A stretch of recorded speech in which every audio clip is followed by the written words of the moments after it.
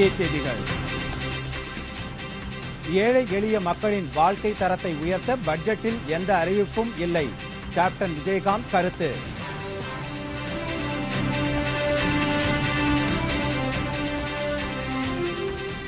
மின்சார பிரச்சனையை தீர்ப்பதற்கு பட்ஜெட்டில் அறிவிக்கப்படாதது ஏமாற்றம். மார்க்சிஸ்ட் உள்ளிட்ட எதிர்க்கட்சிகள் கண்டனம்.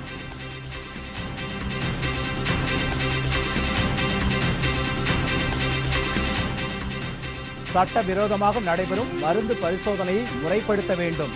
மத்திய அரசிற்கு உச்சநீதிமன்றம் உத்தரவு.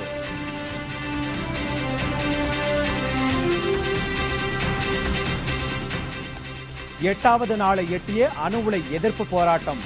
போராட்டக் குழுவின் நிபந்தனையை ஏற்க தமிழக அரசு மறுப்பு.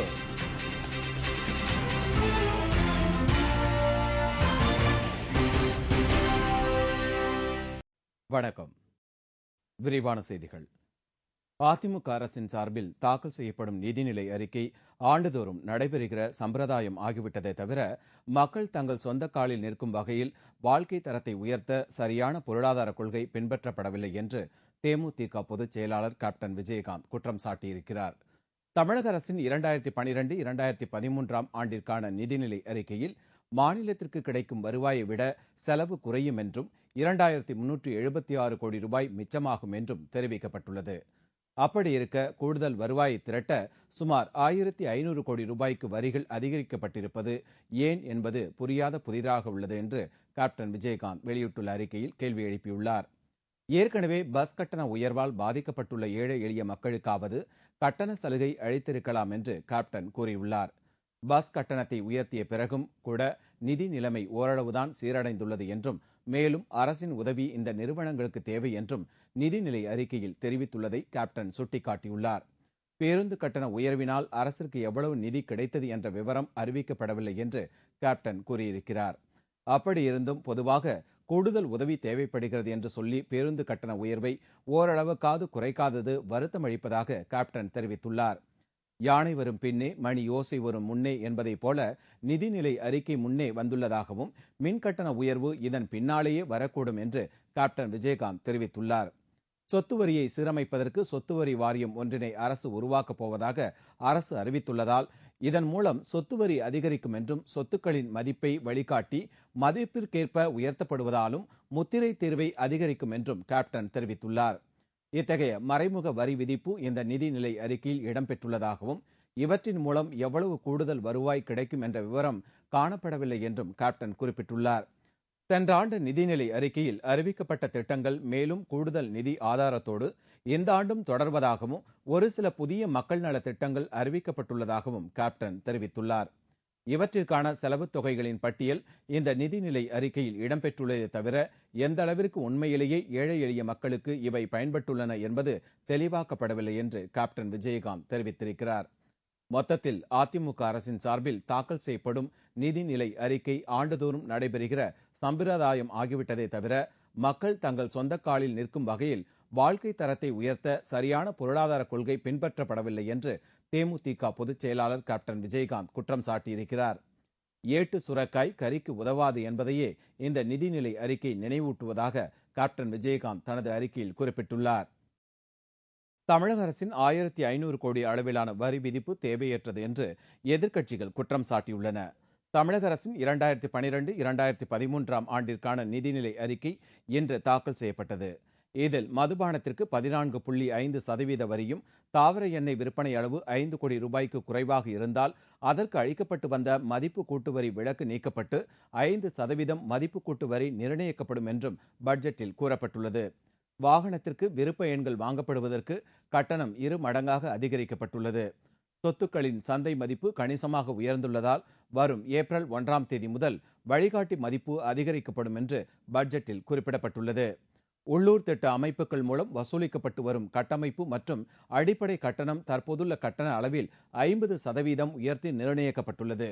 மதுபானத்திற்கு கூட்டப்பட்டுள்ள வரியால் அரசிற்கு 150 கோடி ரூபாயும், நிலவரி வழிகாட்டி மதிப்பு கூட்டப்படுவதால் 600 கோடி ரூபாயும், இதர வரி விதிப்புகளால் அரசிற்கு 1500 கோடி ரூபாய் வருமானம் வரும் என்றும் அரசு கணக்கிட்டுள்ளது. இந்த வரி விதிப்புகளுக்கு எதிர்க்கட்சிகள் பலவும் கடும் கண்டனம் தெரிவித்துள்ளன. சட்டமன்ற எதிர்க்கட்சி துணைத் தலைவர் பன்ருட்டி ராமச்சந்திரன் கூறுகையில், இந்த வரி விதிப்பு தேவையற்றது என்றும் இதனால் மக்கள் கடுமையாக பாதிக்கப்படுவார்கள் என்றும் தெரிவித்துள்ளார். இதேபோல் மார்க்சிஸ்ட் கம்யூனிஸ்ட், காங்கிரஸ், புதிய தமிழகம் உள்ளிட்ட எதிர்க்கட்சிகள் பலவும் பட்ஜெட்டை எதிர்பார்த்து இருந்த மக்களுக்கு ஏமாற்றமே மிஞ்சியதாக குற்றம் சாட்டியுள்ளனர். ஏற்கனவே அறிவிக்கப்பட்டிருக்கிற திட்டங்கள் தான் மீண்டும் இதில் அறிவிக்கப்பட்டிருக்கிறது. இப்போது தமிழ்நாட்டில் நிலவுகிற குறிப்பான நிலைமைகளுக்கு ஏற்ப முன்னுரிமை தர வேண்டிய முக்கியமான பல பிரச்சனைகளை இந்த பட்ஜெட்டில் நாங்கள் எதிர்பார்த்தோம். குறிப்பாக மின்வெட்டிற்கு உடனடியாக எப்படி நிவாரணத்தை நாம் உண்டாக்கப் போகிறோம், மின்வெட்டு காரணமாக வேலை இழந்து தவிக்கிற லட்சக்கணக்கான தொழிலாளர்களுக்கு எப்படி வாழ்வளிக்கப் போகிறோம், இவைகளிலே எந்த கவனமும் செலுத்தப்படவில்லை. ஏற்கனவே இருந்த வேலை இழப்புகளுக்கு எந்த நிவாரணமும் கிடைக்கவில்லை என்பது வேதனை அளிக்கத்தக்க ஒன்று. மொத்தத்தில் இந்த பட்ஜெட்டிலே ஏற்கனவே சொல்லப்பட்ட அறிவிப்புகள் இருக்கின்றன. அந்த அறிவிப்புகளுக்கு பணம் ஒதுக்கப்பட்டிருக்கிறது. குறிப்பாக வரவேற்புக்குரியவை என்பது போதுமை இல்லை என்பதுதான் எங்களுடைய கருத்து. பிபிபி என்று அழைக்கப்படக்கூடிய, அதாவது தனியார் பொது முதலீடு என்று அழைக்கப்படக்கூடிய திட்டங்களை அறிமுகப்படுத்துவது ஏற்புடையதாகாது. அது குறித்து நாங்கள் பட்ஜெட்டில் பேசுகின்ற பொழுது விரிவாக பேசுவோம். நிதியமைச்சர் ஓ பன்னீர்செல்வம் பாவத்துக்குரியவர் என்று திமுக தலைவர் கருணாநிதி விமர்சனம் செய்துள்ளார். தமிழக சட்டசபையில் இன்று பட்ஜெட் தாக்கல் செய்வதற்கு முன்பாக திமுக சட்டமன்ற தலைவர் மு.க. ஸ்டாலின் தலைமையில் அக்கட்சியின் உறுப்பினர்கள் வெளிநடப்பு செய்தனர். தங்களுக்கு பட்ஜெட் மீது நம்பிக்கை இல்லை என்று கூறி வெளிநடப்பு செய்வதாக கூறி அவையை விட்டு வெளியேறினர். அவருடன் திமுக உறுப்பினர்கள் அனைவரும் வெளிநடப்பு செய்தனர். இதனிடையே திமுக தலைமையகமான சென்னை அண்ணா அறிவாலயத்தில் கருணாநிதி தலைமையில் திமுக எம்எல்ஏக்களின் கூட்டம் நடைபெற்றது. இதன் பின்னர் செய்தியாளர்களிடம் பேசிய கருணாநிதி, சட்டப்பேரவையில் நிதியமைச்சர் ஓ பன்னீர்செல்வம் பட்ஜெட் உரையை வாசித்ததை விட அம்மா என்று அர்ச்சனை செய்ததே அதிகம் என்று குறிப்பிட்டார். வரி உயர்வு குறித்து செய்தியாளர்கள் கேள்வி ஒன்றுக்கு பதில் அளித்த கருணாநிதி, 1500 கோடி ரூபாய் போதாது என்றும் இன்னும் அதிகமாக உயர்த்தியிருக்க வேண்டும் என்று அவரது பாணியில் விளக்கமளித்தார். பாவம் பன்னீர்செல்வம் ரெண்டு நேரம் படிக்க நேரிட்டது. ஆழ்ந்து பார்த்தால் அந்த அளவுக்கு அவர் நேரத்தை செலவிட்டிருக்க தேவையில்லை. பட்ஜெட் படிக்க தொடங்கிய போது செய்த அர்ச்சனைகளையே கடைசி வரையில் செய்து முடித்திருக்கலாம். அவ்வளோதான். 1500 கோடிக்கு கூடுதலாக வரி சுமத்தாங்க. இன்னும் கூட அதிகம் ஓடணும். மக்களுக்கு அதற்கு பிறகாவது தாங்கள் செய்த தவறை உணரக்கூடிய நிலைமைகளே, ஆனால் இன்னும் கூட அதிகமாக வரி போட்டிருக்கலாம். கூடங்குளம் விவகாரத்தில் ராதாபுரம் பகுதியில் பிறப்பிக்கப்பட்டுள்ள 144 தடை உத்தரவை நீக்க முடியாது என்று சென்னை உயர்நீதிமன்றம் உத்தரவிட்டுள்ளது. இதனிடையே உண்ணாவிரதத்தை கைவிட போராட்டக் குழுவினர் நிபந்தனை விதித்துள்ளனர். கூடங்குளம் அணுமின் நிலையத்தை திறப்பதற்கு எதிர்ப்பு தெரிவித்து போராட்டம் நடத்தப்பட்டு வருகிறது. இந்த சூழ்நிலையில் நெல்லை மாவட்ட ஆட்சியர் கடந்த 19ஆம் தேதி கூடங்குளம் அணுமின் நிலையம் அமைந்துள்ள ராதாபுரம் தாலுகாவில் 144 தடை உத்தரவு பிறப்பித்தார். இந்த உத்தரவை நீக்க கோரி சென்னை உயர்நீதிமன்றத்தில் பொதுநல மனுக்கள் தாக்கல் செய்யப்பட்டது. இந்த வழக்கை இன்று விசாரணைக்கு எடுத்துக்கொண்ட தலைமை நீதிபதி M.Y. இக்பால், நீதிபதி சிவஞானம் ஆகியோர் கொண்ட அமர்வு மனுவை தள்ளுபடி செய்து உத்தரவிட்டனர். சட்டம் ஒழுங்கு தொடர்பாக மாநில அரசு எடுக்கும் முடிவில் தலையிட நீதிமன்றம் விரும்பவில்லை என்றும், ராதாபுரம் தாலுகாவில் குடிநீர், மின்சாரம் மற்றும் அத்தியாவசிய பொருட்களை எடுத்துச் செல்ல அனைத்து வசதிகளும் செய்து தரப்பட்டுள்ளதா என்று தமிழக அரசின் உத்தரவாதத்தை உறுதி செய்திட வேண்டும் என்றும் கூறினர். இந்த தடை உத்தரவால் பாதிக்கப்படுவதாக அப்பகுதி மக்கள் கருதினால் மாவட்ட நிர்வாகத்திடம் இதுகுறித்து முறையிடலாம் என்றும், ஆனால் 144 தடை உத்தரவை நீக்க முடியாது என்றும் தீர்ப்பளித்தனர். இதனிடையே போராட்டக்குழு ஒருங்கிணைப்பாளர் உதயகுமார் தலைமையில் நடந்து வரும் உண்ணாவிரத போராட்டம் இன்று 8வது நாளை எட்டியுள்ளது.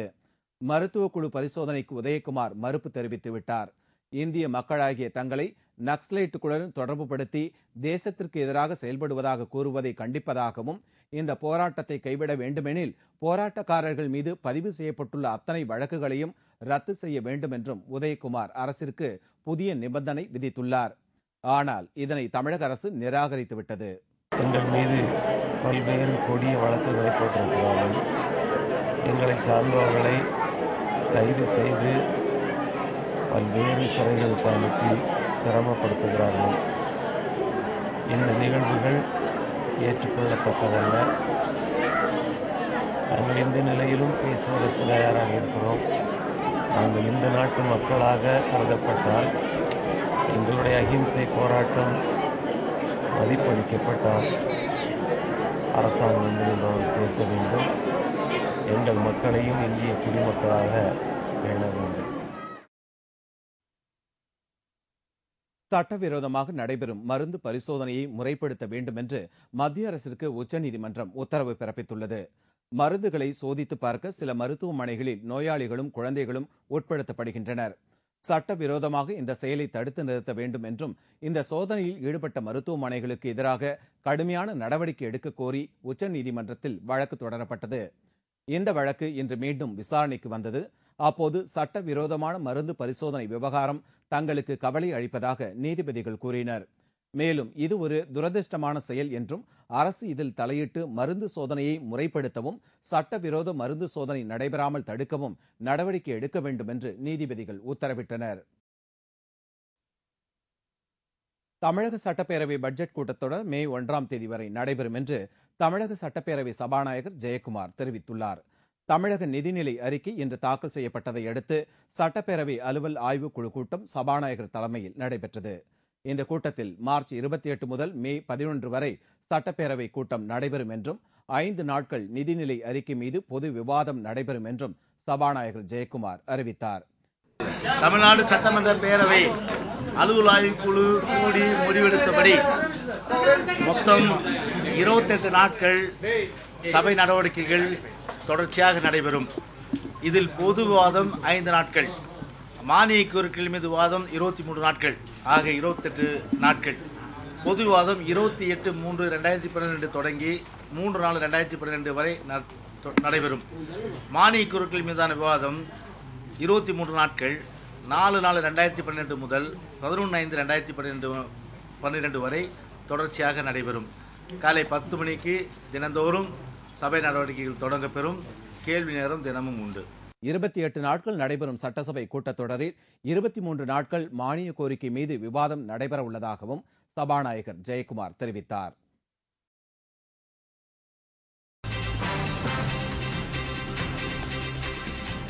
திருச்சியில் பூட்டிய வீட்டிற்குள் புகுந்து 8 லட்சம் ரூபாயை மதிப்பிலான தங்க நகைகள் கொள்ளை, மர்ம நபர்கள் துணிகரம்.